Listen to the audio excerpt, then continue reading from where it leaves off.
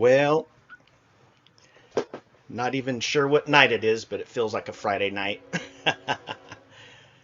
My goodness, and that silly train has to come by right now. Uh, I'm going to start off with one of the most important topics this evening, and let me know if the audio doesn't come through as I share the first video that we're going to talk about tonight. And it's probably the most important one of the bunch. So here we go.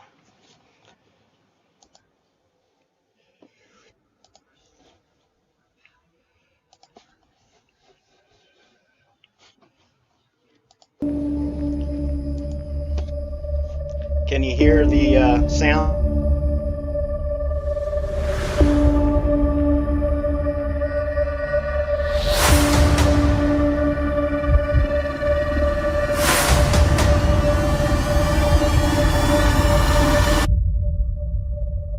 I am Boba Fett. The Book of Boba Fett, streaming December 29th, only on Disney+.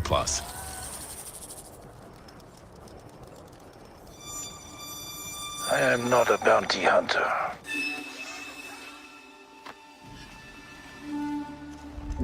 I've heard otherwise.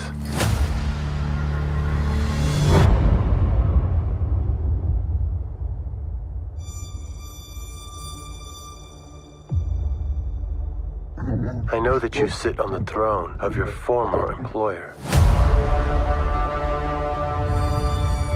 Jabba ruled with fear.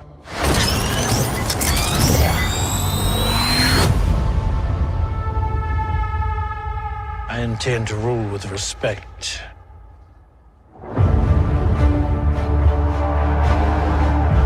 You were all once captains under Jabba the Hutt.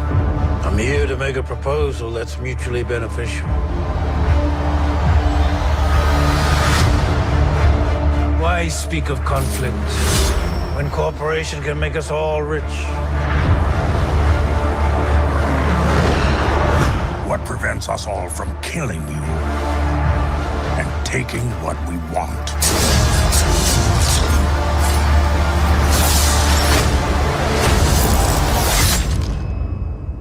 If you had spoken such insolence to Jabba, he'd have fed you to his menagerie. Please, speak freely.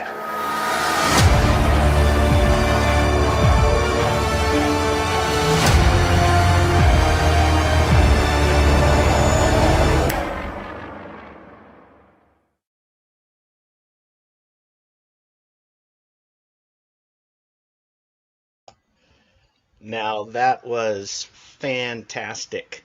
I'm super excited to see, well, all the Star Wars stuff that's going to be coming out on Disney Plus. So, and you know, I'm a huge science fiction fan, and this is really kind of along the lines of the topic that we're going to discuss tonight.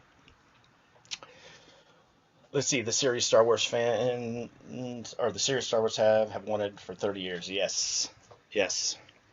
You know, I remember going to see the very first Star Wars in the movie theaters. It was, what, 77, 78, when Van Halen 1 came out as well. I was first or second grade. Probably first to second, or second to third, or no, first to second, second to third grade years. Yeah, maybe that's when I saw it. Still remember it. I remember sporting my butterfly collar and silk shirt that was blue that had TIE fighters all over it. It was groovy. I also remember that I had a shirt that had a big old owl on it. But anyway, the 70s were fun.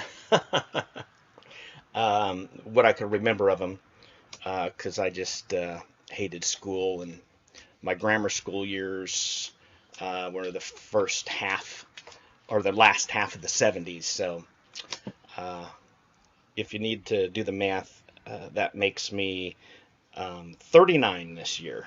So excited to possibly go into my 40s here in good health and in good spirits with the new show that I'm doing of God and the Gods, which is going to make me rich and famous. So I'm just really waiting to capitalize on the naivete of people, things of that nature. I'm joking around. I want to start the show also on a serious note, just for information purposes. I am a sufferer of ADHD, which mimics autism and things like that. There's only 5% of us types of people. The other 95% are the abnormal to us.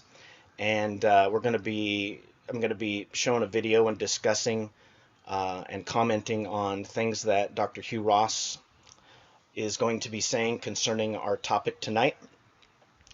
So he is on the spectrum and has Asperger's, so he's in that 5%. And his opinion, which I take very highly, is that by God's grace, he has actually gifted the world with these 5% of people. Because without these people, technological advances could not take place, advances in knowledge cannot take place, insight cannot take place. That God has given that 5% of people because we need the normal and the normal need us. So we're actually not abnormal, we're all gifts to society.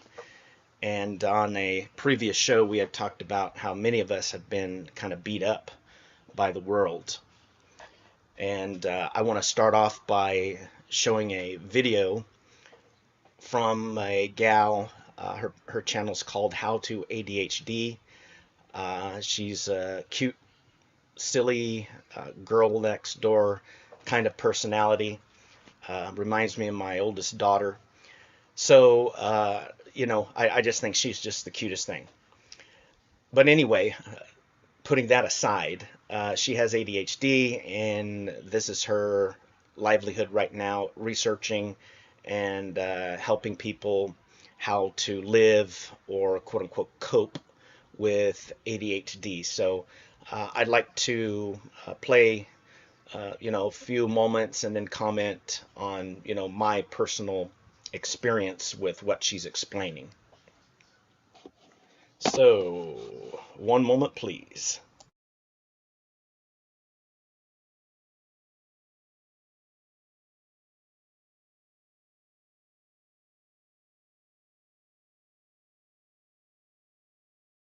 Hello, brains, and probably people sent here by brains. I get it. It can be hard to understand ADHD and even harder to explain it to others. Most ADHD behaviors are things everyone struggles with once in a while. Losing your keys, spacing out during a conversation, forgetting to turn in an assignment. Sound familiar? Yeah, and when someone with ADHD does these things a lot, it's easy to assume that it means the same thing as if someone without ADHD does them. Once in a while is understandable, but if it happens a lot, they must not care, or not be trying hard enough, or not be very good at stuff. But before we judge their behavior, or write them off as a bad or whatever, it's important to remember, behavior is affected by the brain, and ADHD brains develop and function much differently from average or neurotypical brains. Those differences can be valuable, which is why as someone with ADHD, I wouldn't trade my brain for the world. But without the right support, they can also be incredibly impairing. The struggle is real. It's also invisible, which can make it very hard to see. So to help you understand what it's like inside the brain of your ADHD person, we reached out to our community of ADHD brains as well as the community at understood.org to ask how they explain it. For example, fun fact, despite the name, we don't actually have a deficit of attention. When we forget to change the laundry or have trouble focusing in class, it's because our brains have trouble regulating or effectively shifting our attention. So sometimes our brains jump from one thing to the next, and other times our brains actually zero in or hyperfocus on one thing, and it can be hard for us to pull ourselves away. As Eric Peterson puts it, neurotypical brains have a 1 through 10 dial they use to regulate their attention. With ADHD brains, our dials have 2 options, random and 15. And this applies to all aspects of our lives.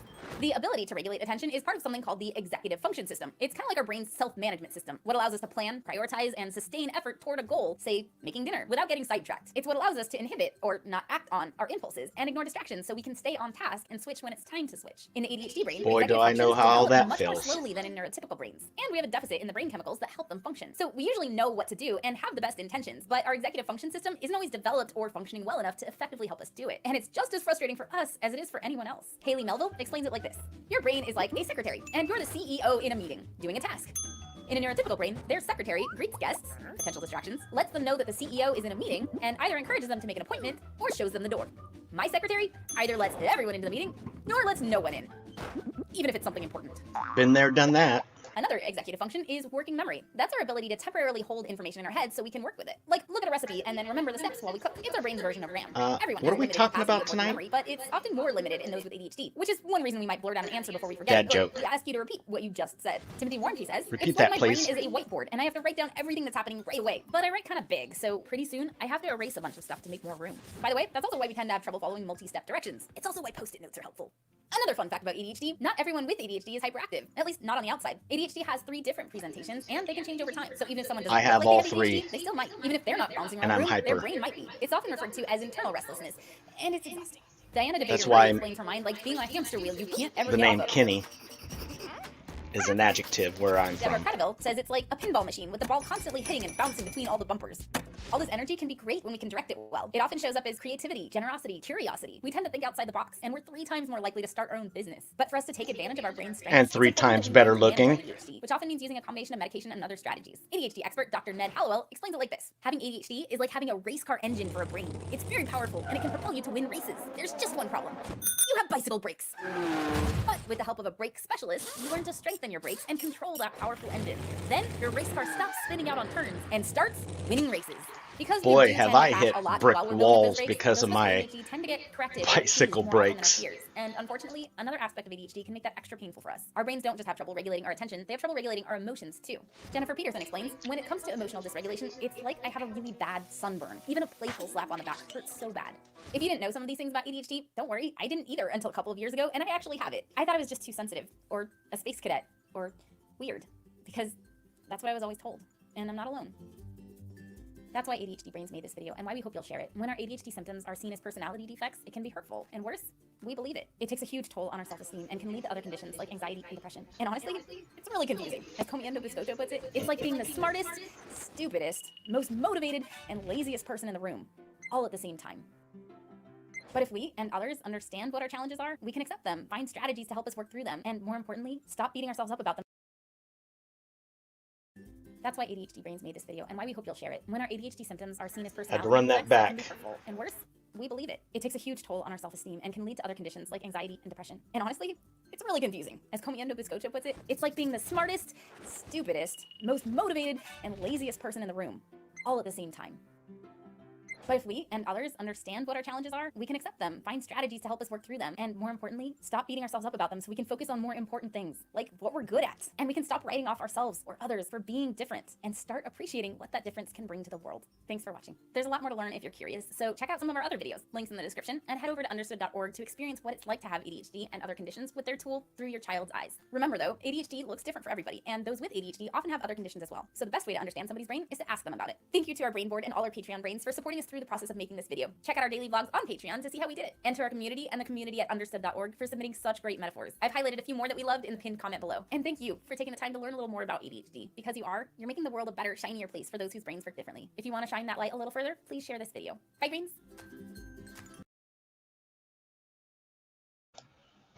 Yep.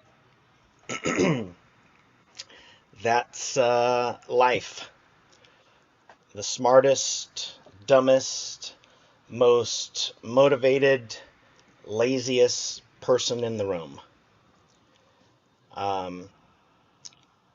It's tough and it hurts. And I've got a lot of scars that I've just realized that I had. And interestingly enough, it was through the healing of those many, many scars that actually allowed me to see how hurt being misunderstood all my life until I got out of it, and it's kind of like this, until you're healed of cancer and you can look back objectively, you don't realize just how close to death you were. And in my situation, I just did not know how broken, how utterly and completely broken and devastated life had, produced in my heart. And, I believed it for many years. It was instilled in me from my younger years. And I lived with it and lived with it and lived with it until one day, 20 some years after working so hard for the Lord and excelling everybody in the field of theology and abilities to preach and play music and all this stuff. And it was always treated as a liability.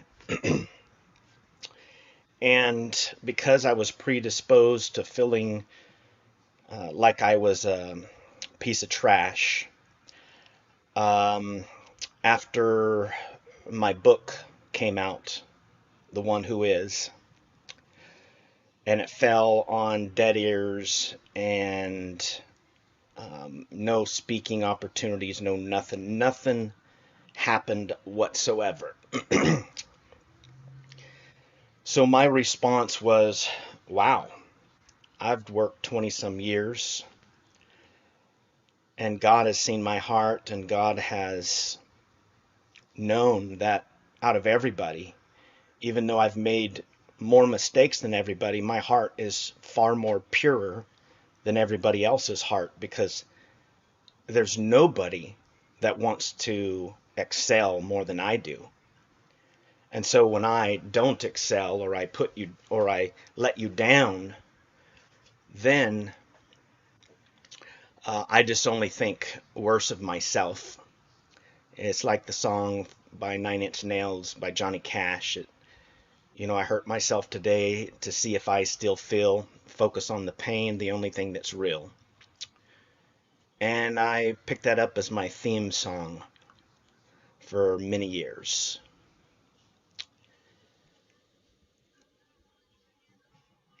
Now I go back to feeling like that, feeling that everybody would be better off without me in their lives.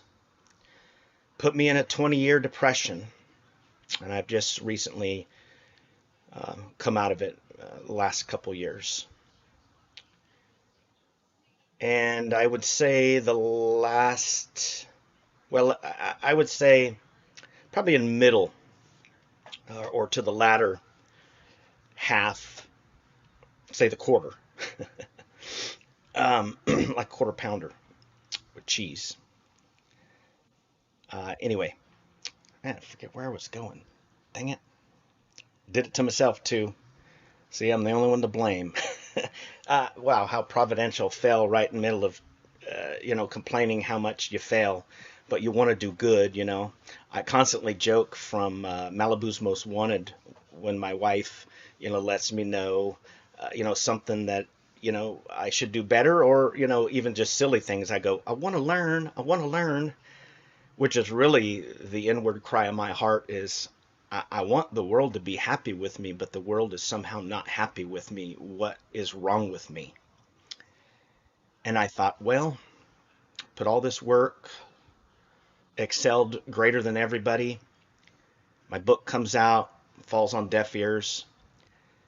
Maybe God feels the same way about me as I feel about myself. Maybe God feels that way. I don't know what I did, but man, I sure must have let God down, because look at the colossal failure I am. I was going to be a jazz musician because I could hyper-focus, I could excel, better than everybody else in music and drums specifically. Put all that aside, ran after the ministry, 25 years, or so. Got there. Some other circumstantial things happened in life that were pretty devastating as well. But life kicked me down to the very core, and I broke. I lost my faith because I felt like God actually didn't care about me. And I would pray constantly to get into some sort of one vehicle accident. I wasn't going to actually act on anything, but boy, I wanted God to cause something so that I could just end my miserable existence. Because even God's not on my side anymore. And again, sure don't know what I did, but man, I must have just been born an idiot and a worthless piece of trash. And, you can believe that about yourself and function. And you could believe that, you can believe others could be better off without you and function. But when you feel like God, your creator, feels the very same way about you that you feel about yourself, as my dad always says, buddy, that's despair.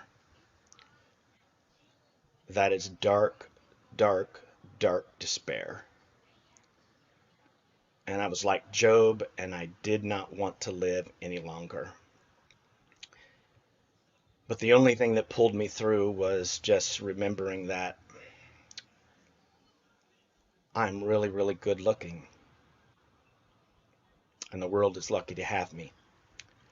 And God used that realization of how he gifted me with good looks and superior intelligence. And he picked me up and he set my feet upon the rock, and here I stand today. That last part was fictional. Only the names were changed to protect the innocent. Now to get into tonight's main event. I'm going to, first of all, play, got a few videos. I'm going to play Hugh Ross, and he is on the 700 Club promoting his new book on UFOs. And that book is entitled Lights in the Sky and Little Green Men. And here is the short interview. You go into detail, though, in this book about all the people who believe in Area 51, about little space. Is the audio okay? People with big heads and weak bodies and ET calling home and so forth. Well, how has it spread so widely in our society? Well, millions of people claim to have had encounters with UFOs, and the vast majority you can explain as simply natural phenomena or human activity or a hoax. But there's a 1% residual that actually you can show is real but not physical.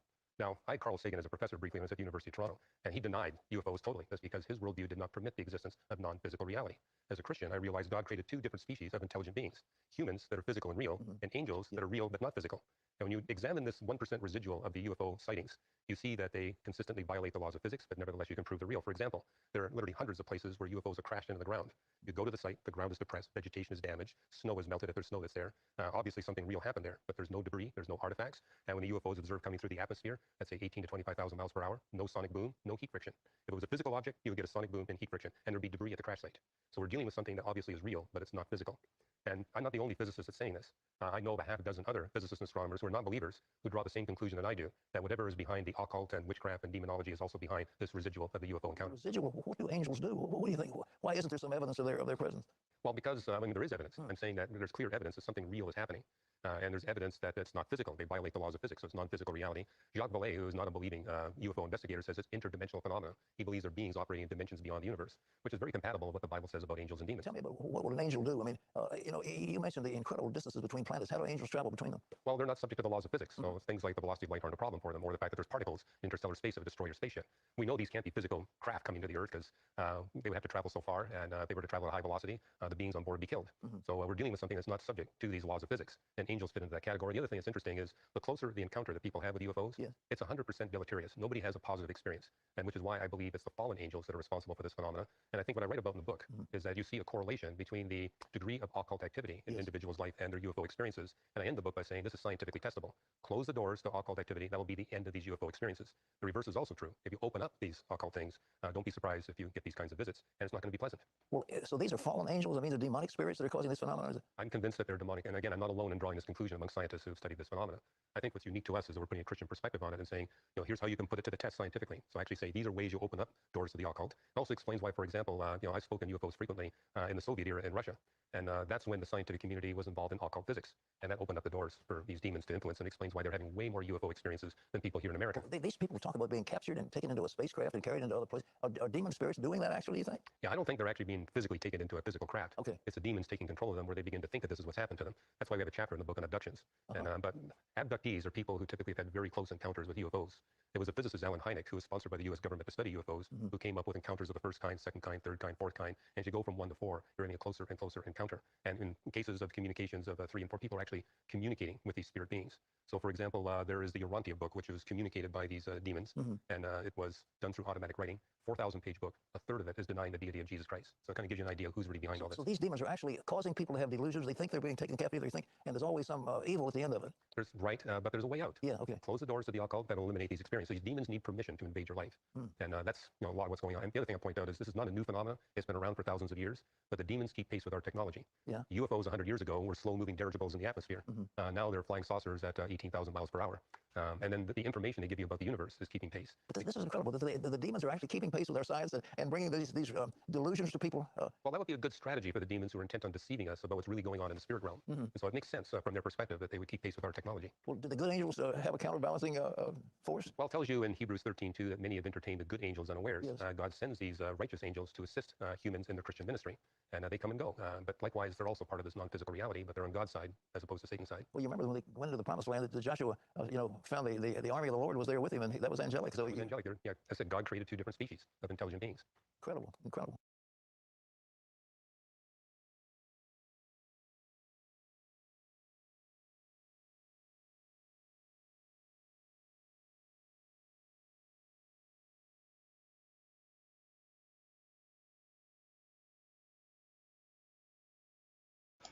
Okay, now we're going to go through what Dr. Ross said, and I'm going to comment on it, and I'm going to, speak from my experience. First of all, I'd like to say that I come from a family of people who were devil worshippers, very wicked, brothers, murdered brothers. My aunt was involved in the occult. I had to stop her from attempting to contact my grandmother when my grandmother died, because my aunt was going to seek to contact my grandmother once everybody was gone. And even though she was a Christian, she was very susceptible to deception by the enemy.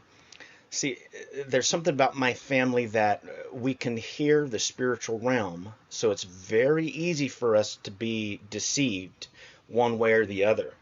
And it takes a close walk with the Lord to make sure that you can shine the light on everything.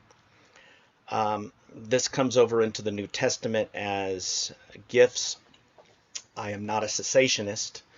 So I do believe that the gifts of the Spirit are extant for today, and I do believe that there are not prophets in the big sense, but those that function in such a way that their discernment level is very, very high, and they can intuit reality. I have termed this feminine knowledge.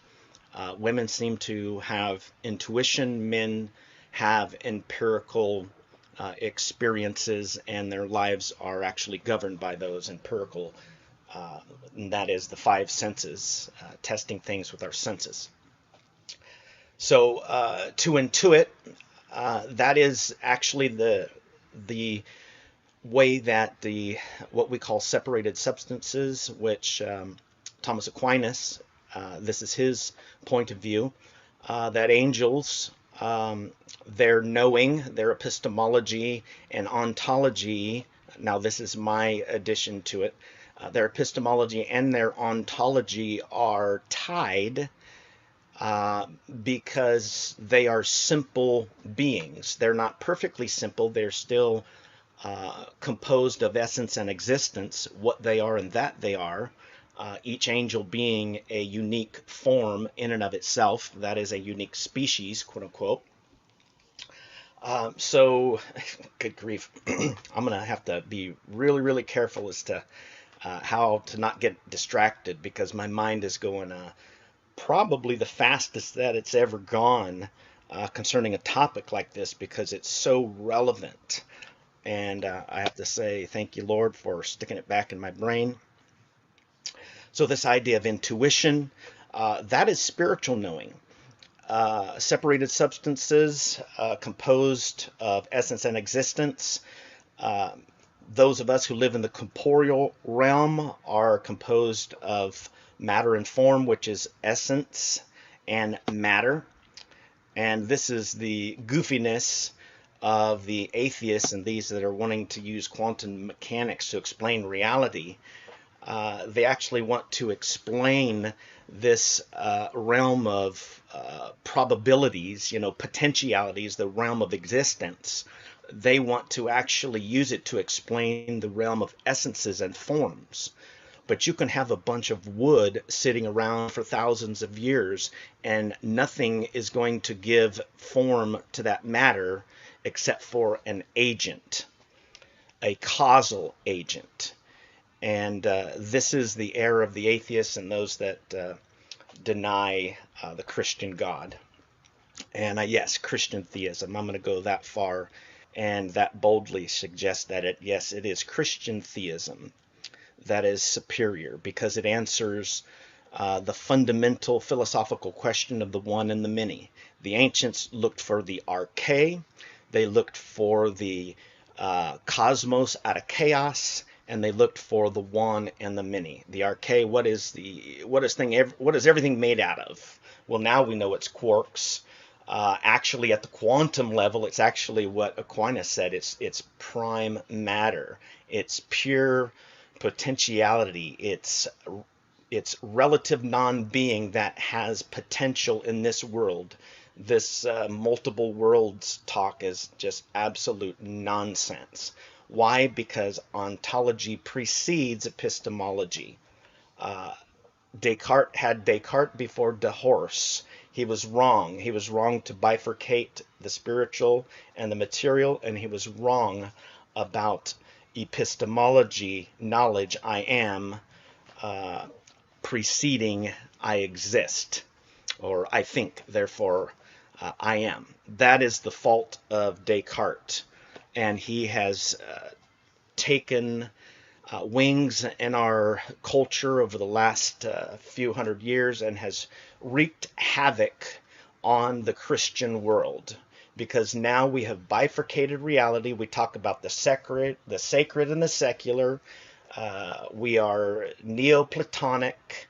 We're Gnostic in our view of the world these days, because we have adopted this Descartes Neoplatonistic view of reality, which in old-fashioned terms is pure Gnosticism. I digest. In the words of Jim Carrey, I think it was Dumb and Dumber. But as we consider these things, the nature of reality, spirits know on the level of intuition. And that is how psychics function. That is how discernment functions. God has just naturally given it to us because the world is not bifurcated. the spiritual realm, or if we want to look at it bottom up, the only way we can look from our creaturely existence, there is a necessary direction. I lost my train of thought here. Let me get back because I'm thinking about where I'm going to go after I'm going to tell you all this. So I'm going to backtrack a second. Essence and existence, intuition, psychics, those that have discernment, even prophets. I think they have a heightened sense of intuiting the spiritual realm to the point where God actually has to put them in a dream state or a trance or give them a vision in order to get them completely out of the empirical experience of the world so that he can intuit knowledge to them, which just means the way that our minds actually take a hold of the forms that we perceive in the world around us, like a tree, computerness, whatever. That's the way that minds know, and that is the superior way of knowing. It is the material realm that is like living underwater. Try to run underwater. You can't. You're limited. As soon as you get out of that water and into the atmosphere, the sky, then you can truly run. Well, that's the spiritual realm. But our reality is bifurcated, and we might even just throw Einstein in here because, matter is simply just congealed energy. E equals mc squared, just energy slowed down. When you speed it back up, when you split that atom, so to speak, you get an atomic bomb out of a very, very, very small piece of matter. So energy is just congealed matter, a lot of energy in matter. But matter is the reality that we live in. This is why angels can see us and we cannot see them. This is why UFO pilots, that is fallen angels, not demons, but fallen angels. Somebody can ask me about that later. They are able to come into our first three dimensions and go right back out because they have capacities that reach into the fourth, fifth, sixth spatial dimensions, and that is the spiritual realm.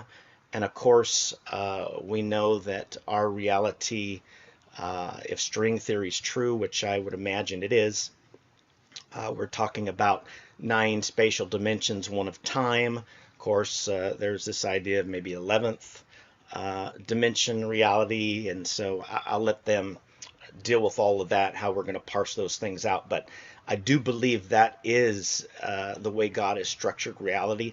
I would actually say that intuitively I know that that's the way it is, but nobody's going to believe me because you all are going to actually want me to just pick it up and show you. But intuition is actually a superior way of knowing. Ask a woman. They're always right. That's actually the truth. Matter of fact, my mom showed up over here today because I'm taking care of my Aunt Ruth, and this is the busiest time of the year for my wife, and so she's staying at the Modesto home. I'm here in Manteca. My parents were at the house, but anyway, because I'm going through opiate withdrawal by titrating off of pharmaceuticals, I have to keep this very, very fine dance. I've got to balance my water intake. I've got to balance my withdrawal symptoms, whether it be vaping CBD to keep them at bay. I got to remember to eat. There's all kinds of things that I'm trying to balance it. But if one thing gets kicked off, all the balls fall and usually hit other people in the face while dropping on my foot as well, which happens to be the bowling ball, which foundation to the other balls I'm juggling. But anyway, that is life, and so I got into a spiral,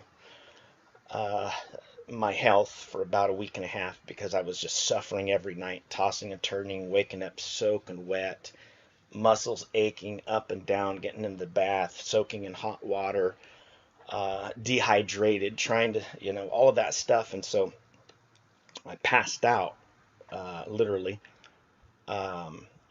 and come to the next day in the evening, because I had finally gotten my body into a little bit of a balance, and the stress left, and my body just shut down in order to repair whatever needed to be repaired. But my mom showed up, because I said, "Mom, did you talk to Tammy, my wife?" She goes, "Nope." I said, "Well, what are you doing?" She goes, "Mother's intuition, there's something wrong." And I'm going, "Oh, dang it, now I gotta confess." Because we all worry about one another, so we're all growing old together. Remember, my mom is only 67 years old, and I'm 50, and my dad is only 69. So, anyway, well, 69. He'll be 70 this next year. Yeah, he was born in 52. But I say all of that to say that feminine knowledge, intuition, is superior, because it is the knowing that is at the level of the spiritual realm. Us dudes, we're stuck in the empirical realm, and that's where we work the best. Us musicians and us people in that 5%, we also have capabilities in that intuitive side of the brain. And I actually took a test not too long ago, which revealed that I am equally a left and right side of the brain. Literally, it came up as 50% between my right and left brain, that my creative, but going through some searching with the Lord and seeking to know myself, as Socrates said, I'm looking deep into my, disability. But prior to that, I was asking questions of why am I getting hurt? Why do people hurt me? What is the source of all that brokenness that ultimately I felt God, felt the way about me? And it just, make a long story short, I just had some information that was key to the Lord taking it and saying, "Look, you were offended legitimately that life has treated you so bad. And listen to your Aunt Ruth, because she says you're special." And the Lord spoke to my heart and said, "And that's the way I feel about you." And I want to tell you something that my Aunt Ruth said the other night, and my wife is a witness. When I was born, they used forceps and they cut my eye, almost cut my eye, but it was red and swollen and stuff. And my Aunt Ruth, who was quite sassy, just like my wife, got wind of it and threatened the doctor.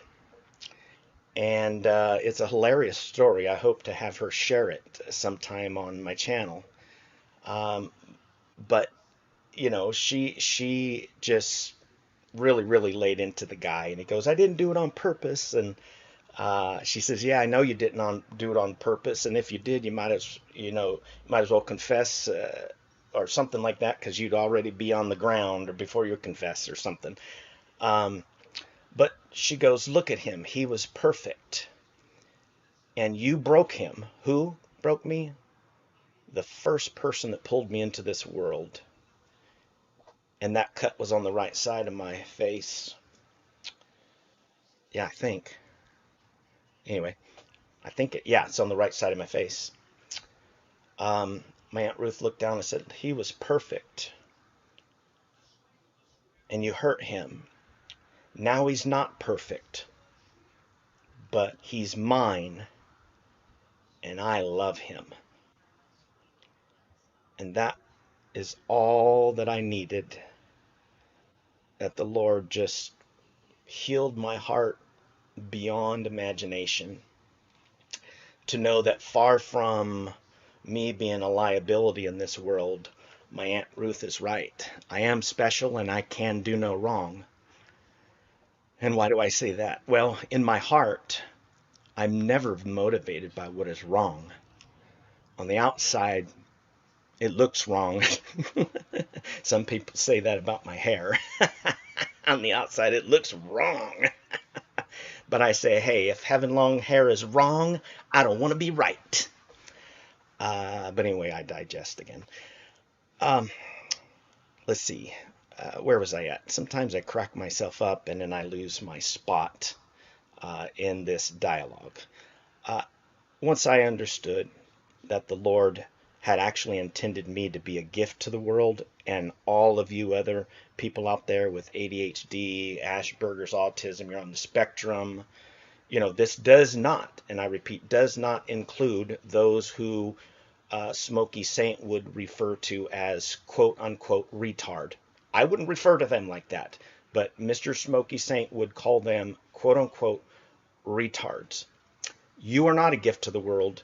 You actually irritate the 99%, in which the 5% are leading the chant to point out how stupid you stupid people are.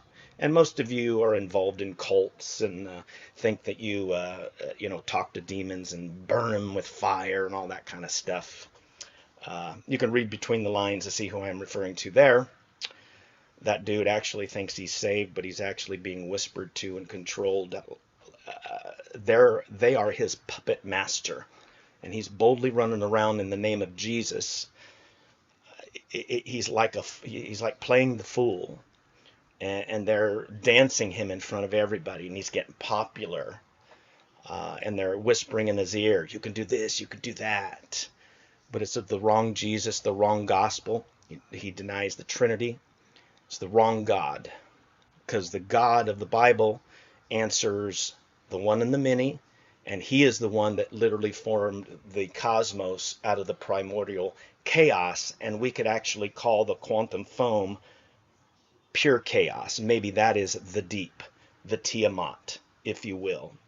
And God, by bringing order to chaos, by first creating the chaos, if you will, which is just pure potency, the ancient Near Eastern way of speaking of modern biblical and scientific insights, or I should say scientific insights that confirm ancient Near Eastern mythology and scripture, especially since the scripture is the true word of God without error and infallible, cannot fail and does not fail. That is the way we see Scripture, and Jesus Christ the same way. He's impeccable. In his flesh, he could not fail, because there's nothing that is an essential part of the human nature that is predisposed towards sin. To be human is not to error, as God created us. But I don't want to chase that issue. This is going to be quite a long night, so we might have to, shut things or cut it short, so to speak, so as to not exhaust myself, because I will need to eat and hydrate. So excuse me for a second.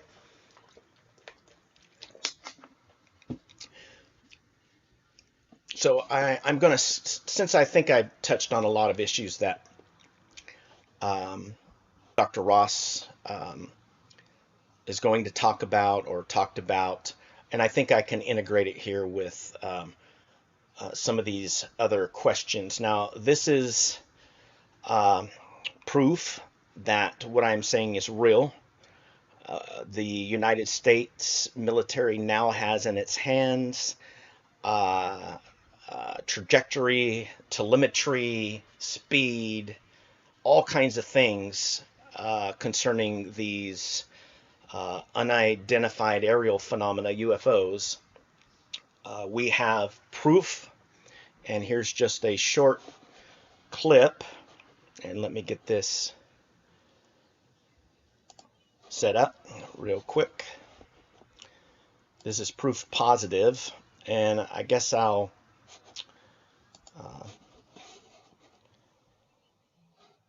play one of them. Let me see. I need to push the right button here.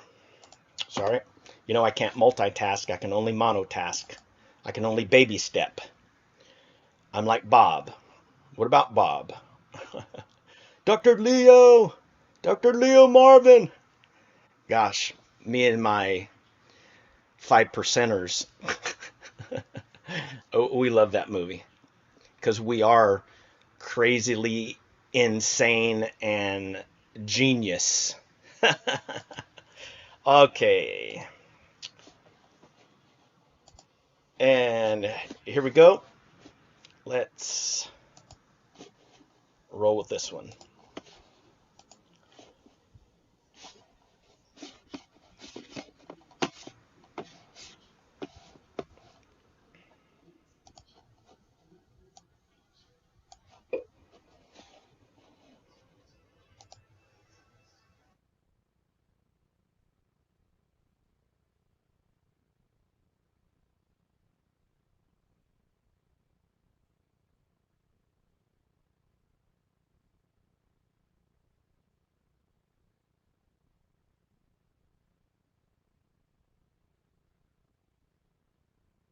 Our government hasn't released all of the data. Just these videos have been leaked thus far. Congress is getting reports on it now.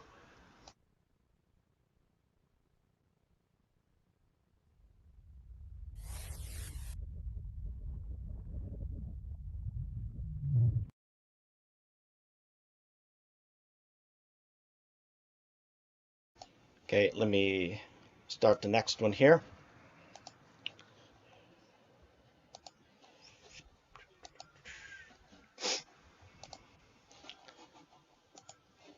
And here we go. This is, I'm going to turn it back to normal speed just because of the importance of it. And it looks like it was a little faster for some as I looked at the chat here.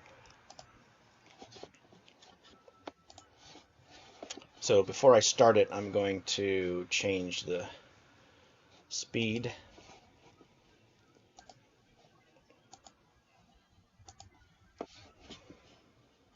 Yeah, first it was that upside-down pyramid flying over a Navy destroyer back in 2019. Now we have new video taken from the same month around the same area, but this time it was something flying near one of the Navy's stealth ships when it suddenly plunged into the water and disappeared.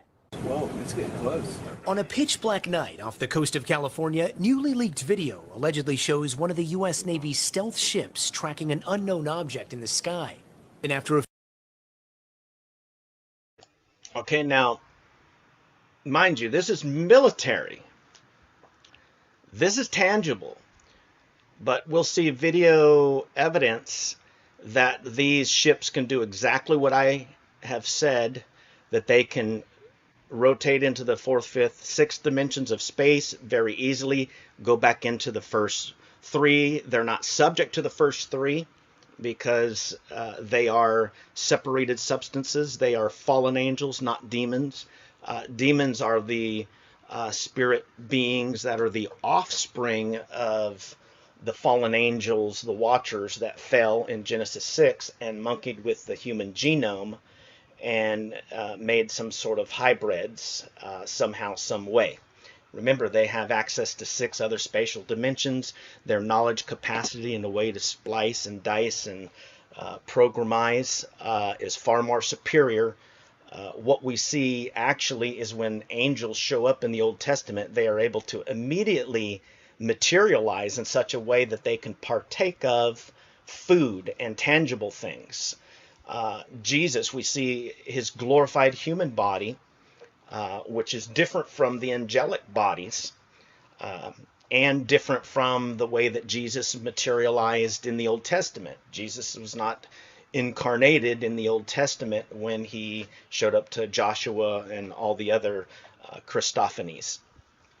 So we're talking about the ability of angels to congeal energy, form a body perfectly according to a DNA code, so to speak. They can build their own bodies. They don't have to clone any humans. They build their own body. They have that capacity. And it's like E equals MC squared. They're able to take the chaos of all of that and order it. We're made a little lower than the angels. Angels are higher than us. Angels are made in the image of God as well as spirit-separated substances. But there is certainly something about human beings. I don't know exactly what it is. Maybe it's a superior type of material bodily existence that is incapable of being privated or negated by evil, where everything is truly spiritual, where the material realm and the spiritual realm may be, since Adam lived a life non-fallen for a little bit, he had capacities to these other extra dimensions. But his body, he is able to multiply, which is the one and the many issue. Only multiplicity can happen in the material world, but it's actually an imperfect way of existence. It is a breaking of the unity between the, from our perspective, the spiritual and the physical. That's probably what happened at the angelic fall, and humans participated in it. But because we are able to have multiplicity through corporeal existence that's different from the angels, we can be redeemed. There's multiplicity. That's community, relationship. That's why the Trinity is such a superior. Well, it's the way reality has been constructed, and we have no say about how reality forms us to it. So anyway, the puddle is formed by the whole, quote unquote. That's the way reality forms us. It actually gives the whole, quote unquote, gives form to the matter, water. See how dumb atheists are? They think that's so clever in trying to explain the anthropic principle. Anyway, have ADHD. I tend to ramble. Let's continue on. For a few minutes, Splashed. Mark bearing arranged. the 2019 footage obtained by filmmaker Jeremy Corbell, who last month released another video of an upside-down pyramid UFO hovering above a Navy destroyer. This is part of a much larger series of events that we're going to be learning about. The Pentagon confirming the video was taken by Navy personnel. The image is now being reviewed by a government task force set to brief Congress next month on what they call unidentified aerial phenomenon. This weekend, 60 Minutes speaking to fighter pilots who reported seeing unidentified flying objects. Every day for at least a couple years. Former Deputy Assistant Secretary of Defense for Intelligence Chris Mellon says sensor technology has improved dramatically over the years, but pilots have reported seeing some of the same things for decades. Are there any similarities? I know government officials lie all the time, but I think they're telling the truth here. And incidents that go back as far as half a century. There seems to be a lot of continuity there. He says one of the biggest problems is the stigma that comes with talking about UFOs. Something a Navy lieutenant commander also told maybe CBS traceable she back to struggled Leibniz after she and 3 others saw a 40-foot flying object disappear in 2004. You know, I think that over beers we've sort of said, hey man, if I saw this solo, I don't know that I would have come back and said anything because it sounds so crazy when I say it. How would you describe this thing that we can't explain? What we're seeing are a number of distinct, different things. Sometimes we're seeing a 50-foot object that can travel at hypersonic speeds and seemingly go into orbit or come down from, altitudes above potentially 100,000 feet. Do you think that we will see remind us to talk about that the government that shows when we have the Q&A conclusively? There is more that could be shared, will be shared with Congress for certain. I don't see that coming to the public soon. And Shep, it's important to note that we really just keep seeing these small glimpses of leaked videos, while things like the original longer high-definition footage, radar data, telemetry data, sonar data, that hasn't been released because most of it is classified. And there could be some worldly explanations. This could be drones from Russia or China The or a American top secret people U.S. project. But at this actually point, need we just don't know, and it's up to to Congress throw a to coup ask over for our classified government. briefings to get to the bottom of this That's whole what it mystery. means to be American. We need to get rid of these clowns. Thanks for watching CNBC on YouTube. I mean, these politicians are absolute clowns. We need to get rid of all of them. Well, it's the Russians. You know, they spend our money. They lie to us. They keep things from us. They tell us things that aren't true. Who in the world knows if masks help, if they don't help? If COVID is serious or if it's not serious? Who knows? They're a bunch of lying sacks of you know what. Anyway, once again, I digest. But I want to eat them for dinner, lunch, and possibly breakfast. This culture, I live amongst 95% Looney Tune people, the normal people. Now that's joking, of course. Hyperbole. Jesus loved hyperbole. Anyway, I actually distracted myself again. Sorry, guys. You know, I wish I could figure out a way to get rid of the chat. Oh, maybe I can get rid of the chat. Duh. I'll put it on settings. No, can't do that. Private chat. There we go. Private chat. Nobody's in here. Okay, now I won't get distracted. Whew. Boy, that was close. I could have got off on a whole another tangent with that one. Let's now go to Dr. Ross once again. And let me get this set up real quick. And I'll stop and discuss. While I'm saying that, I did want to mention that I talked about my family. Now, my uncle Hank Rhodes, who I affectionately call my Uncle Bubby, who was married to my Aunt Ruth for many years, and my Aunt Ruth and my Uncle Bubby, they raised me, along with my parents, of course, but my parents were quite young, and in love. It's disgusting that they're now old and in love. Ugh. I'm gonna throw up on that one. But they're still the same way. Good thing they can't have kids anymore. Good grief. Anyway, so because, you know, of the circumstances in which I was born, my Aunt Ruth was the matriarch of the whole bunch of us. She told my Uncle Hank, my Uncle Bubby, what to do and how to do it, even though he was the most powerful man I've ever met. He was Mr. West Virginia in 3 states, or I should say, you know, he was champion bodybuilder in 3 states. He was Golden Gloves champion, I don't know for how long, how many years. Very handsome guy, but very intuitive in his understanding of reality. I used to think he was either making it up or just crazy, but I loved him because I was crazy too. At least everybody else thought I was, but I just thought everybody else was crazy because I knew I was smarter than everybody around me. But anyway, that might start a fight around these parts, so I better not go too far with that one. But anyway,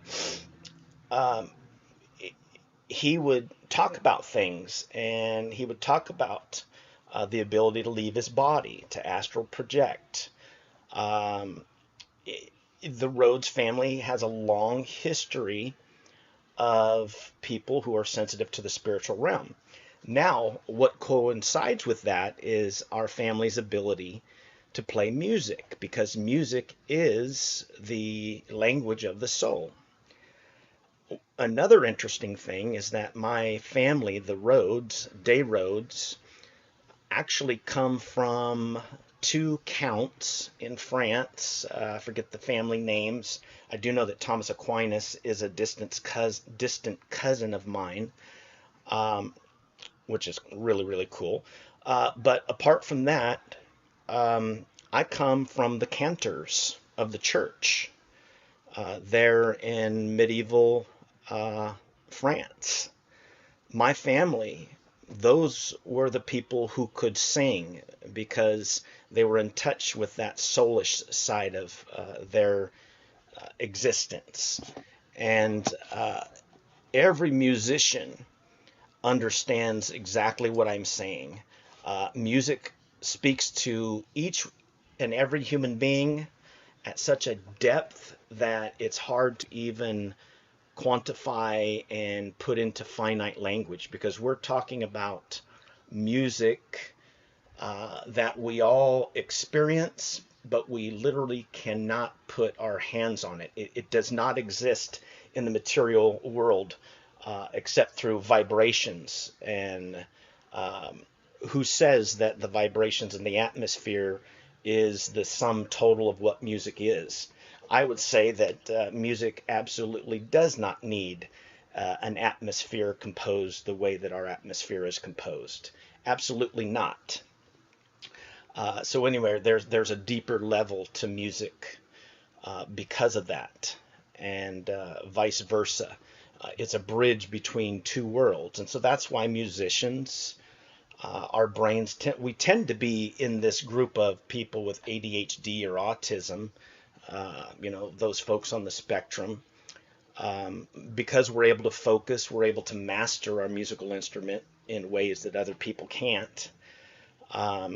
And we have an insight into the spiritual realm. Now, I'm not going to get into it now, but I actually, as a drummer, I have a very strange relationship with the nature of time. And actually, people with ADHD, they always mention the fact that we have no concept of time. One of the biggest issues in my marriage has been my inability to say I'll be right back and come back 2 hours later, and all the while I thought I was gone for 20 minutes. And it's not this, well, you just, focus and zone out. No, it's not zoning out. And I'll tell you why.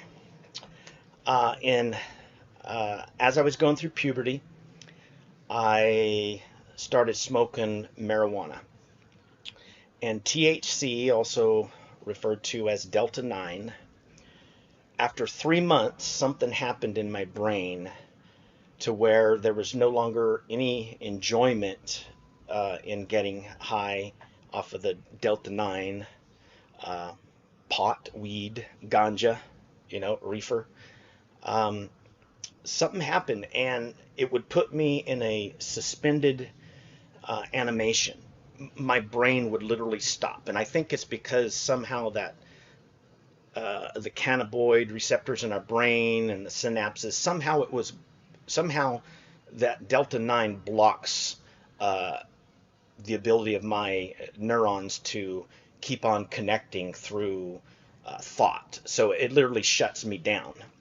But when I come to, because my body either metabolizes it and then it no longer blocks those receptors or something, because it oscillates with me when I have that experience. And it's happened only one other time, and that was when or a couple other times, and that was when I've been trying to get off of opioids and methadone, which I was given because I blew my back out loading trucks full time while I was pastoring.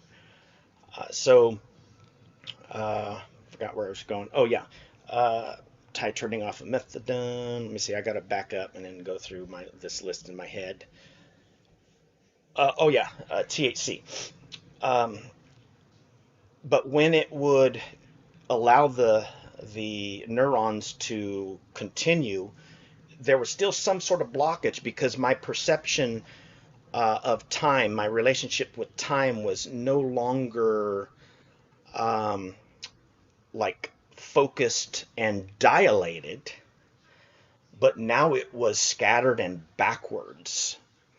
And I can't explain what it is to stand outside yourself and know that your brain, your mind knows that your brain, there's something going on, and you're getting all of these pictures of reality going backwards.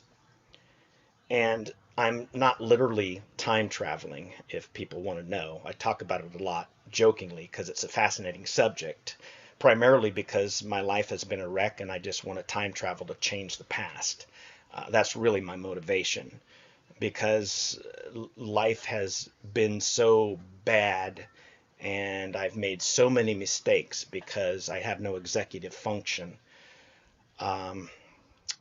Anyway, kind of lost train of thought there again. But that experience of the backwardness of time, very scary, very freaky, causes me to panic.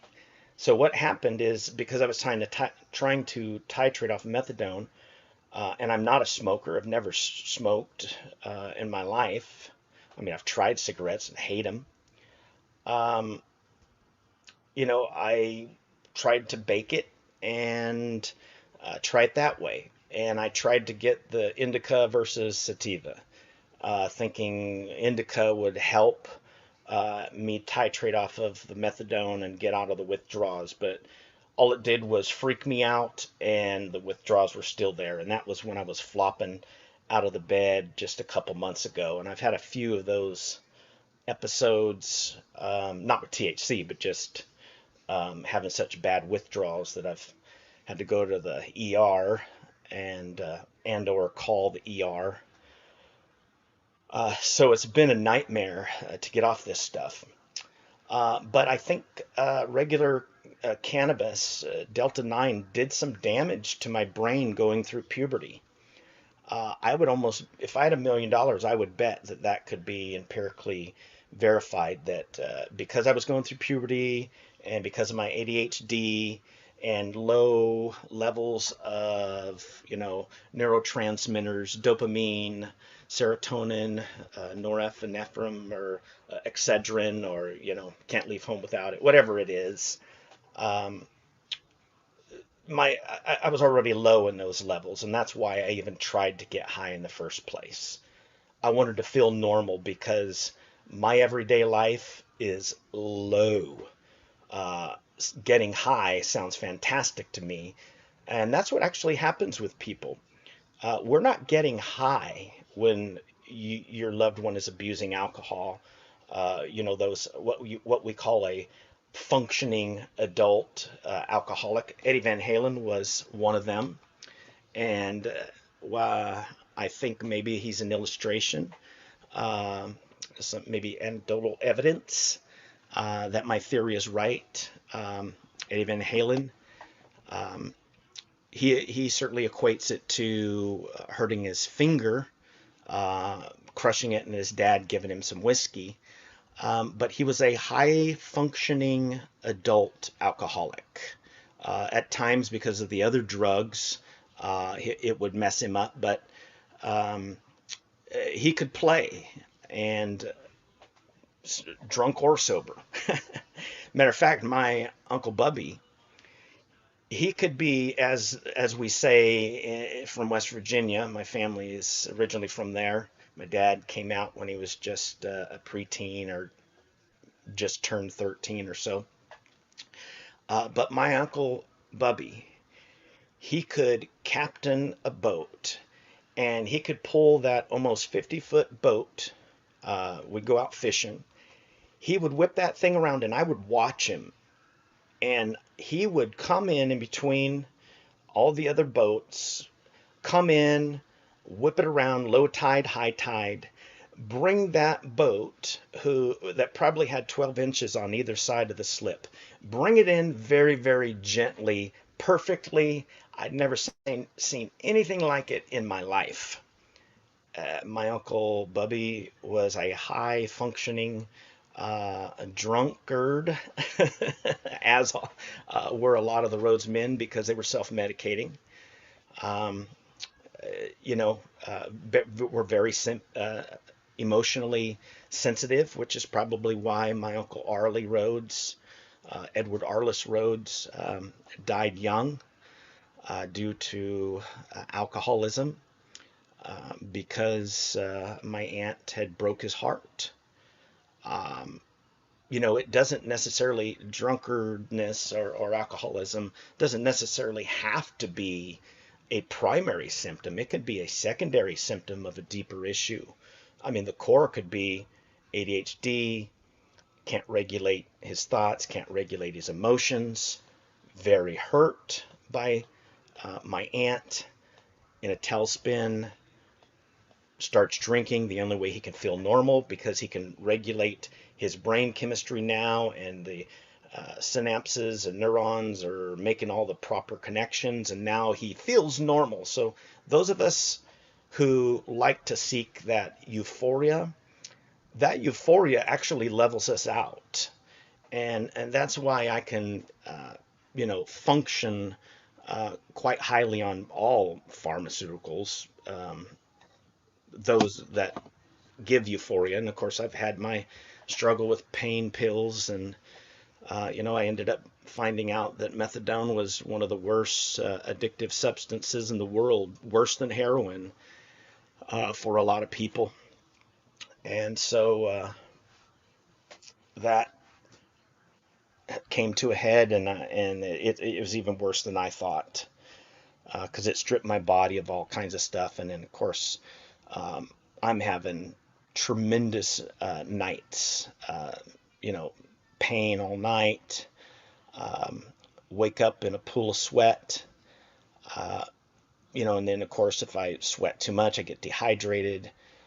No sleep because my brain's going 100 miles an hour, because I've had this miraculous touch from the Lord that healed my brain, brought more of a synthesis between my right side of my brain and my left side of the brain. See, now I remembered where I was a while ago, which has given me this ability to intuit. And so now we've talked about those that self-medicate. We're not seeking a high. When we seek euphoria, it actually just heightens the dopamine levels and gets us to a normal, quote unquote, normal level where we can have some executive function and regulate our emotions. I mean, this is just the flat out truth about the way we exist. And for some reason, because there's an integration between matter and spirit, not a separation, a distinction because of the fall, but there's going to be no distinction in the future creation between that which is corporeal and that which is spirit. Jesus said flesh and bone. He didn't necessarily say corporeal. So we're talking about various types of blood and flesh and bone that bodies are made of, but bodies are not limited to such things. It's top down, the essence, the spirit. It's really an atheistic worldview to adopt any kind of physicalism by which these essences and the world of quality and beauty and music, that those aren't fundamental. Contraire, tis, contraire. I don't even know if that goes together, but it sounded good. The Apostle Paul says that no, it's that which is immaterial that is the ground of the corporeal reality.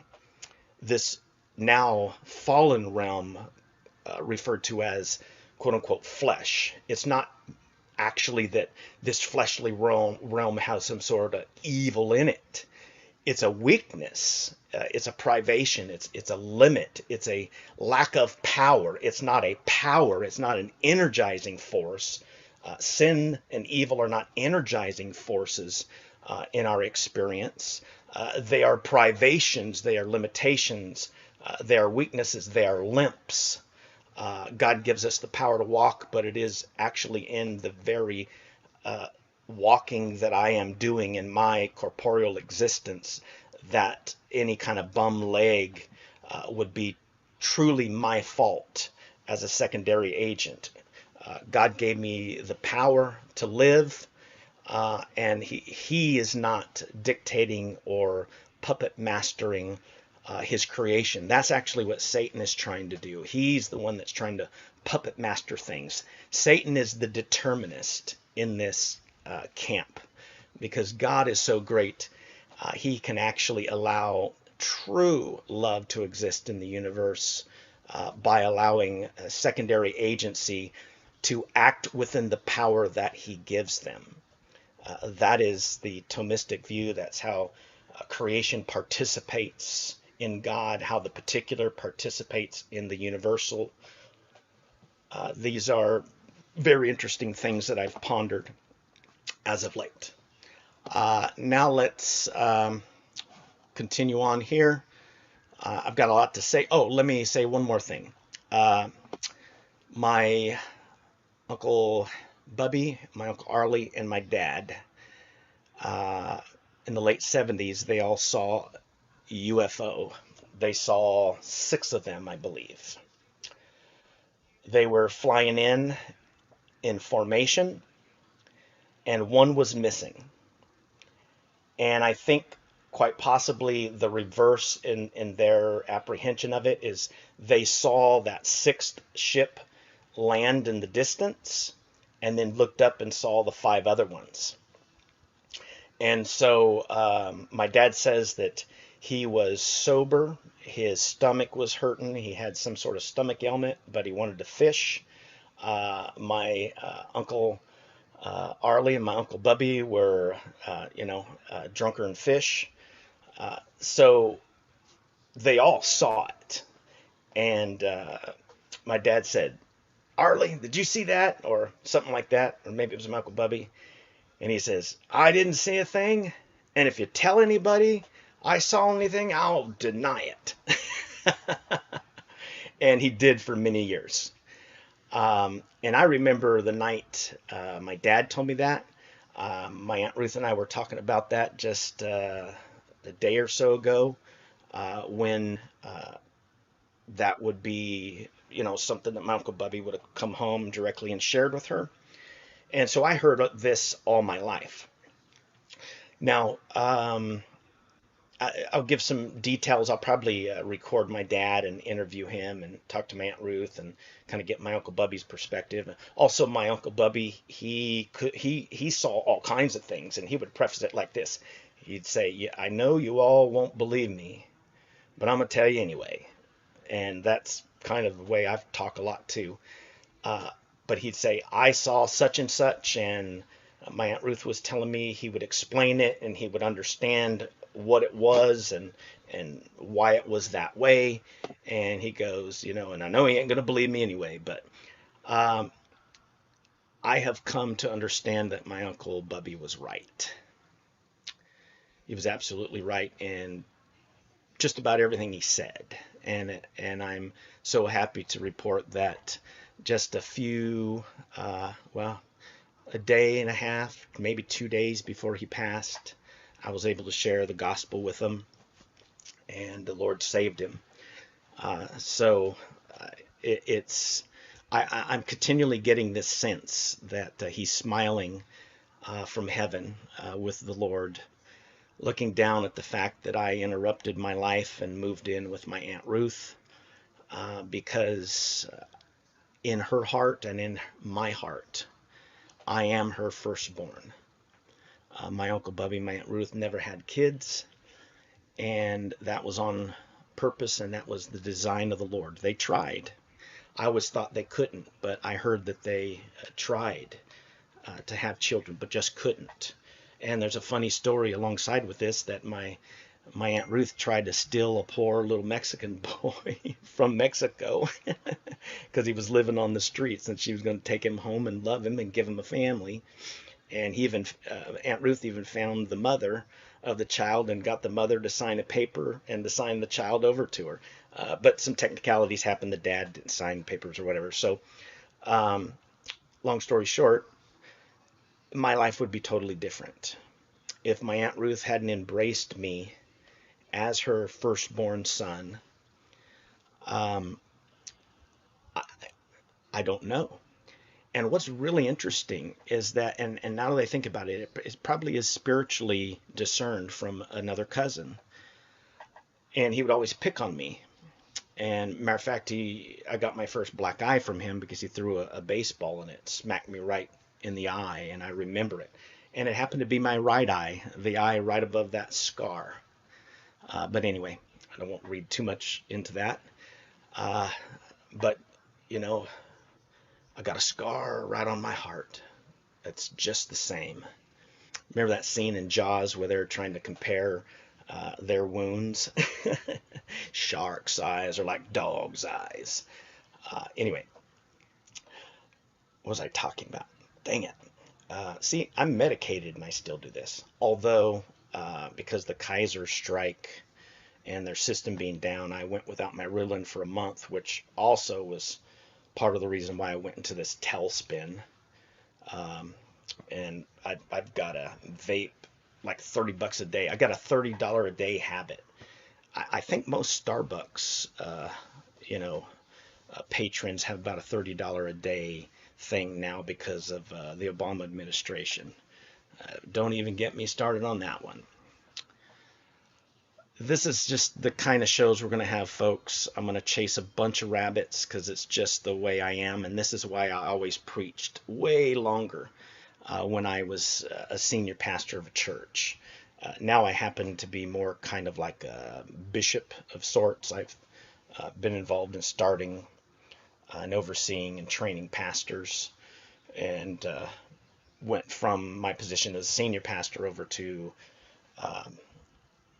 starting an organization, a parachurch, church planting, evangelism organization, things like that. Anyway, I'm trying to grow all of this, and since I have a new lease on life, the Lord has healed me, brought more synthesis to both sides of my brain, which because of neuroplasticity over the years, getting in philosophy and chasing all this stuff, cosmology and science and physics, and so lucky to, I have a little book that my Aunt Ruth gave me on my 9th birthday, and it was about astronomy, and I wanted to be an astronomer. And now I work with Hugh Ross, and it's just wonderful that now when the Lord had healed me, my brain so much, and wholeness has come to my thinking. I'm still going to be scatterbrained. I still have ADHD. He didn't heal that, but he healed my heart, which the ADHD was a filter through the world, and the way I filtered the world, and that's why the world destroyed me and crushed me so terribly and completely. But being my Aunt Ruth's firstborn son in her heart, I just knew that after my Uncle Bubby got saved, because I saw him, I think right after that, but even all of the days, I saw him every day for about a week and a half, 2 weeks before he passed. Every day I'd go in and I was there, he would always track me. He'd always look for me in the room. And I just think that he kind of knew maybe a little bit, being, naturally somebody who was an intuitive, as they say. Maybe just saw some things, and then, of course, getting saved and having the right perspective on things. Knowing full well that when the time was right, the Lord would heal my brain, all of my childhood memories would be unleashed, where I actually realized and remembered that, wow, my Aunt Ruth is my mom too, but I haven't seen her for 20 years because I've been in this depression. And so now that I've come to, I do fight with a lot of guilt, but I'm not motivated by guilt. I just want to love my mom and dad, and I want to love my Aunt Ruth in the name of my Uncle Bubby. Knowing that that's what Jesus wants most out of me. And that's where I am, and that's what's happened with me, and that's why I talk so weird, act so differently as of late. My childhood memories were released, and healed my brain, healed the way I think, changed my vocabulary. I had suppressed I had suppressed the first 16 years of my life. Everything that made me me was present there in my adult life, but in just scaffolding, just a shell. There was no true me because it was broke so deeply. Now here I am, and I'm so thankful for what the Lord has given me, and excited to share really with the insights that the Lord has given me.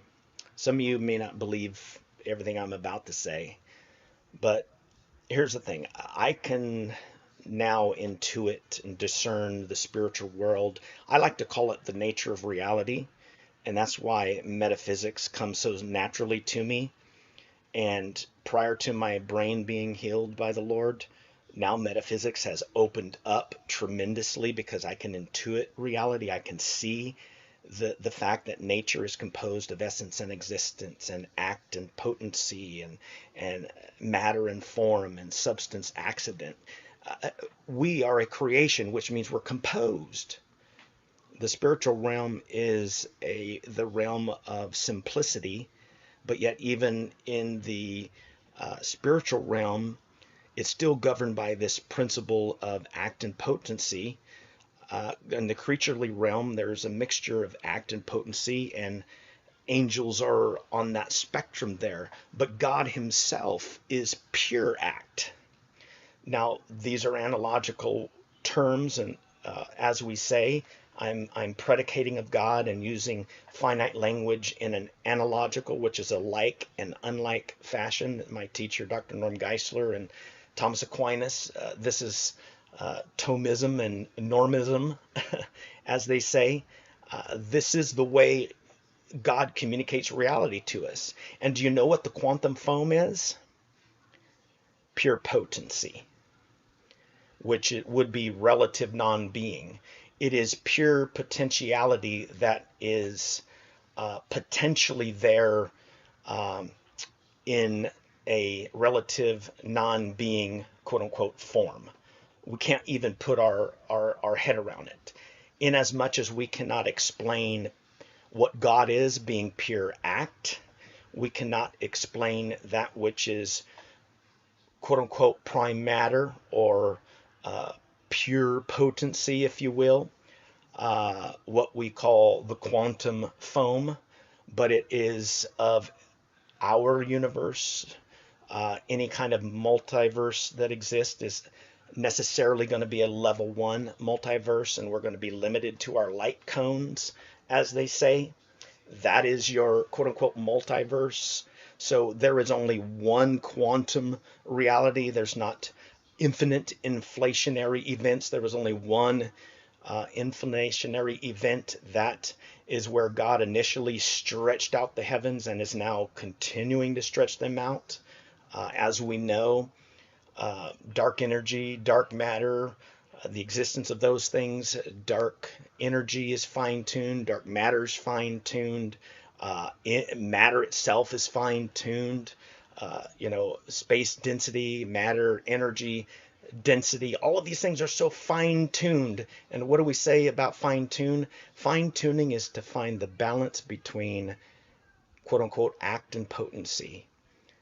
You are trying to find the middle ground or balance. And that is where being is experienced, in that place of balance.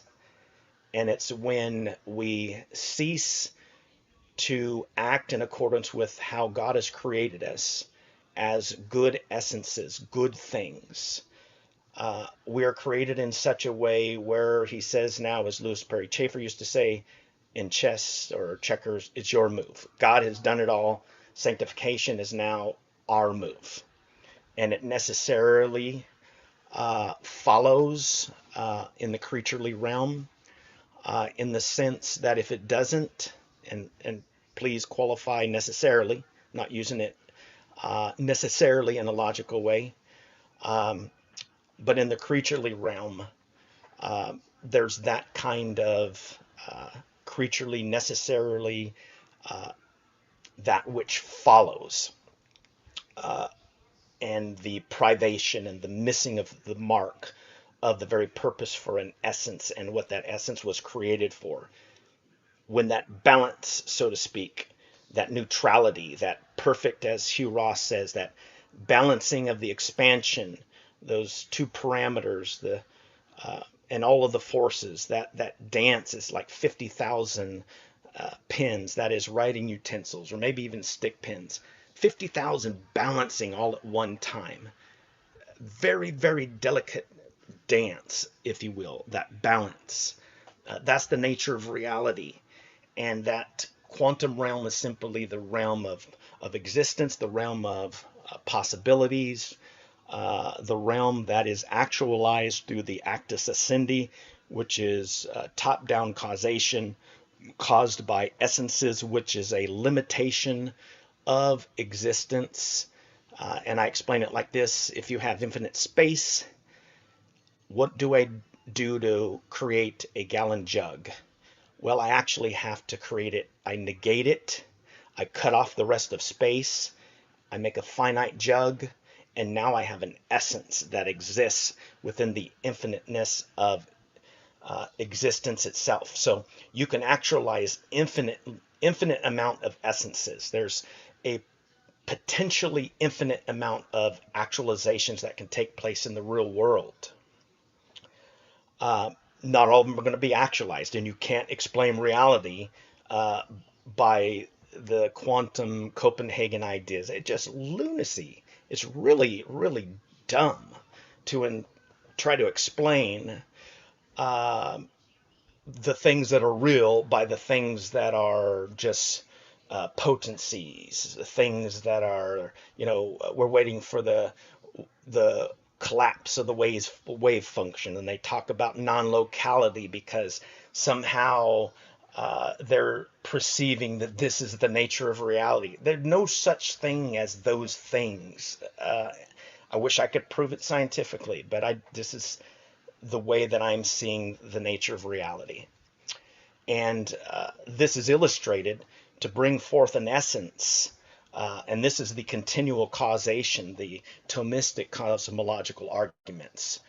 The same way that music has to be held into existence by the player, Eddie Van Halen, and eruption, God himself has to hold essences in existence because they fall out of existence. There is no existential inertia. There is no glue that keeps essences in the realm of this corporeal reality. This is not the real foundational world. This is not the primary world, although we want to start in the primary world, but we can't. We're in this world that is not foundational. The things that are unseen are the real. The things that are corporeal can truly, to put it in Aristotelian Thomistic terms, it comes to be and it passes away. Generation and corruption. Things coming to be, passing away. Essences being actualized by pre-existing materials. Once the universe came to be, ex nihilo, God is involved in that because we're made in his image. We can do such things because other spirit beings are out there separated in substances. They can use the nature of this reality, the elements, and bring them together and build machines. Aquinas was right, people. This is a great chain of reality. So I know I've said a lot of stuff, and I'll stop with this, and then I'll let people in, and we'll continue part 2 later on.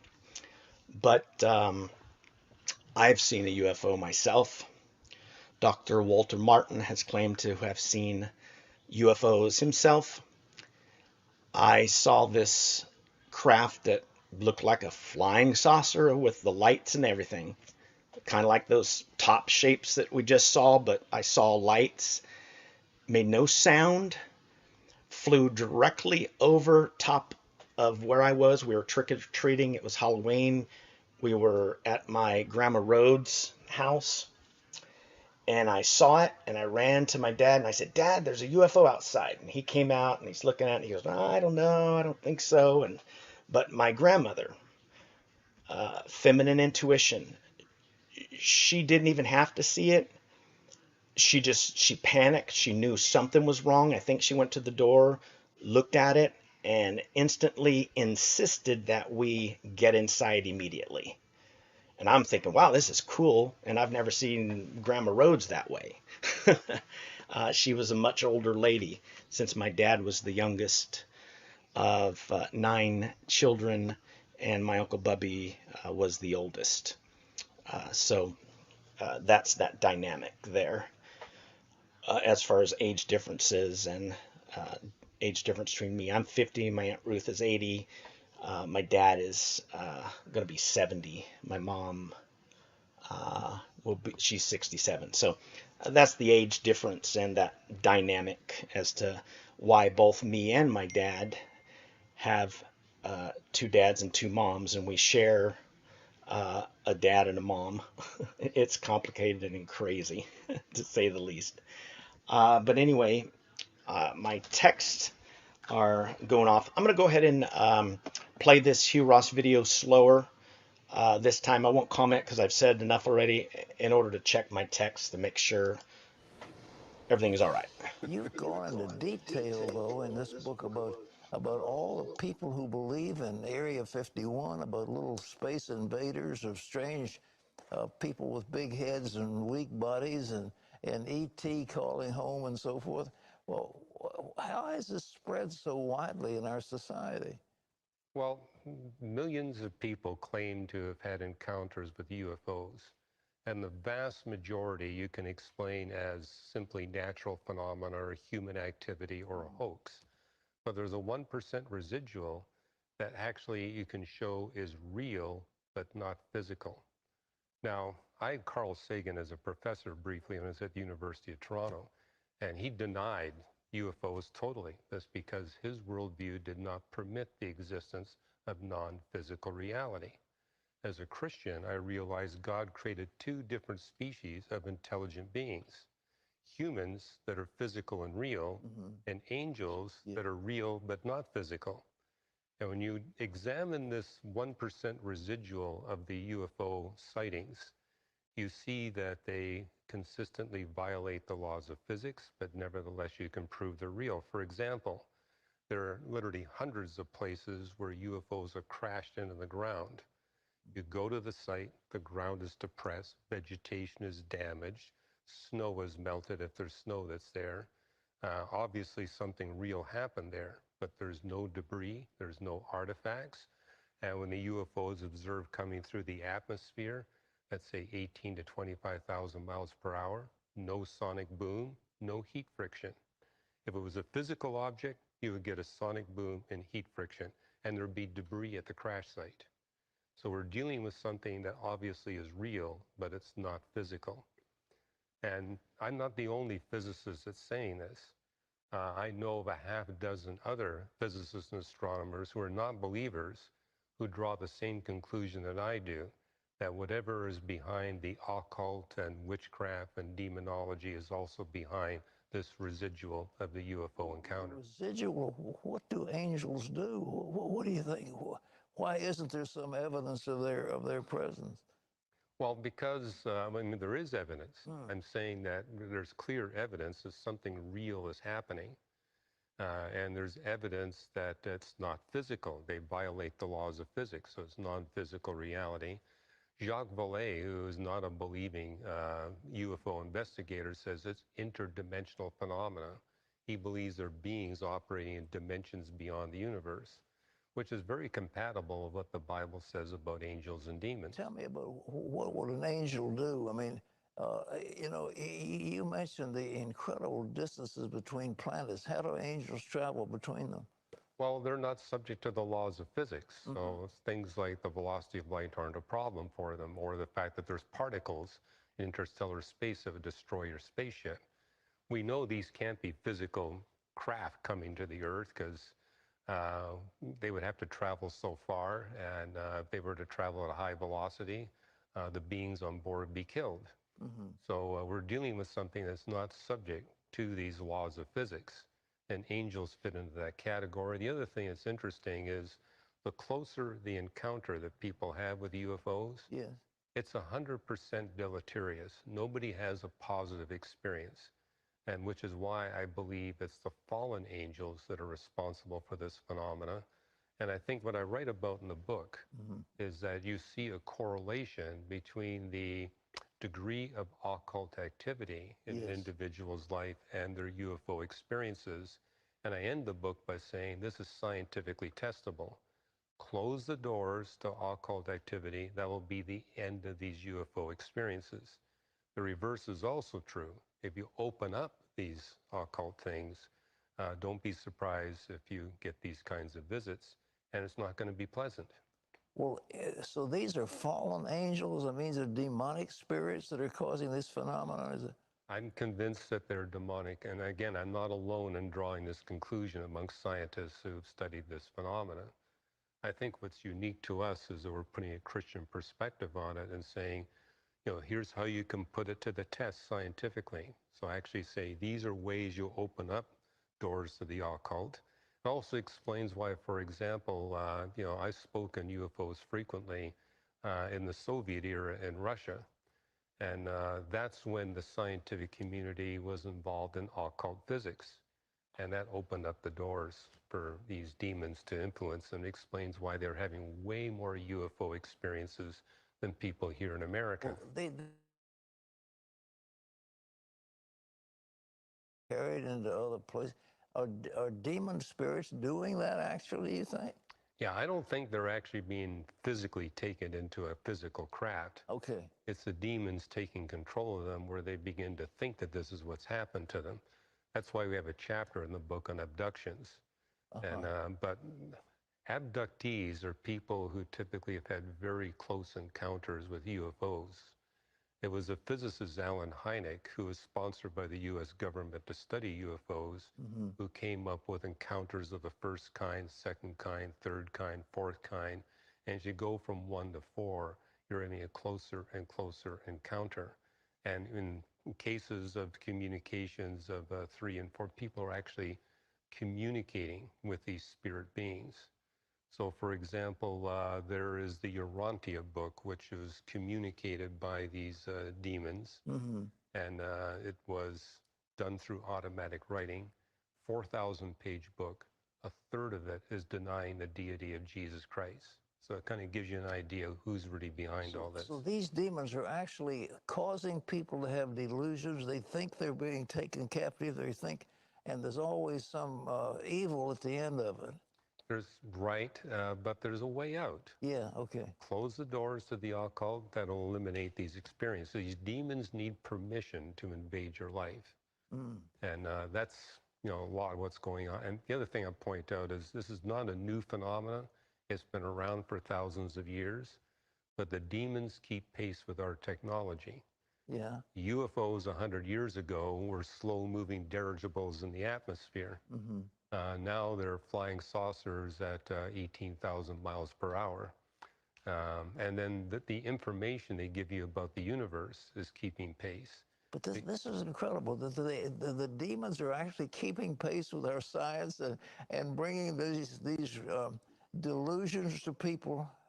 Well, that would be a good strategy for the demons who are intent on deceiving us about what's really going on in the spirit realm. And so it makes sense from their perspective that they would keep pace with our technology. Well, do the good angels have a counterbalancing force? Well, it tells you in Hebrews 13:2 that many have entertained the good angels unawares. Yes. God sends these righteous angels to assist humans in their Christian ministry. And they come and go.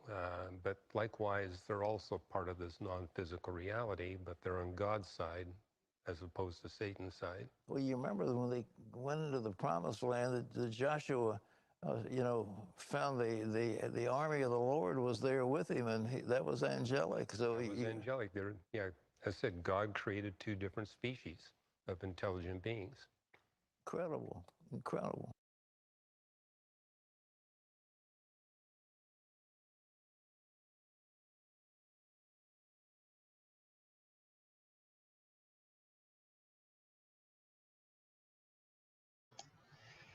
Okay, I see Jamie's there. I just noticed the time, and I'm trying to get back on a kind of a regular schedule. But I plan to start a series of these programs of God and the gods, or of God and gods, because I'm going to copyright both of them. Thank you. Anyway, they're probably already copyrighted. Probably breaking some law. I'm always breaking the law unknowingly. I want to learn. Jamie, I'm gonna let you in, and then you'll probably be the only person I let in because you're special. And I knew it. I knew it. Welcome to Table Talk. So I think I got an echo. Hold on, sorry. Okay. Yeah, if you have any questions that you'd like me to address quickly, just put it in the chat. I don't know why I'm getting an echo. Yeah. Well, what's on your mind there? Let me reset. I don't think we hear an echo here. Yeah, he's gonna reset. He'll be back. Okay, apparently, yeah, I guess everybody was hearing an echo. I guess my system's pretty good. I heard no echo, but I spent a lot of money on this big old 16-inch MacBook Pro. I had to take a small loan. All right, let's try this again. And caller, you are on the air. Do you have another tab? Oh. Okay. Caller, you on the air with delicious dish. You spent too much on storage. You've got to have a window. Like a YouTube maybe? Or? Who you talking to? To you, sir. That I have the echo? You don't hear it, I guess. Huh? No, not at all. It's like an instant echo in my voice. But, echo. Yeah. I'm not sure if you're coming clear to everybody else. Coming out clear to me, but I got these fancy, isolation things that Apple allows now. Yeah, it looks like you're echoing, Jamie. So I'm just going to kick you out. So I'm going to go ahead and wrap that up. Now, folks, it's been 2 hours. Wow, that's gone by fast. So anyway, I appreciate. Please spread the word. Subscribe, like, all that stupid stuff you gotta say if you want to try to grow and reach people. But anyway, no, I didn't have my personal echo cancel on because I wanted to have stereo audio, but maybe that's possibly what was happening. But anyway, we'll figure it out. We'll figure that one out. Also, just share the program. I think a lot of people are going to be interested in this stuff, and I actually have a lot of first-hand experience with the quote-unquote spiritual realm, which is just a part of our bifurcated reality from our frame of reference. So appreciate the prayers. My nights have been quite rough, and of course, this the Lord provide in all ways. So Lord bless you all, and have a great evening. Thank you for watching and listening.